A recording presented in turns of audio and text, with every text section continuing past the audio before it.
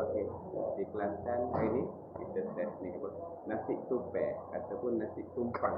Katanya nasi ada apa ni?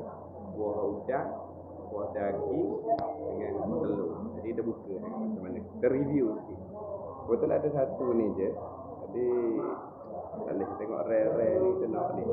Buka kan? Ha? Oh ni ada ni. Oh dia selok aja. Narik tak? Narik. Oh dia. Oh tu nasi kaping. Gitu. Dia ada daging, ada ni apa, telur, tambah udang. Okey, terasa sikit. Bismillahirrahmanirrahim. Allah berikan aku maradatan wa bina azab. Amin.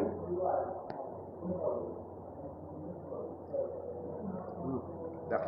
Jadi, kalau main Kelantan, boleh try. Okey, selamat menjamu selera.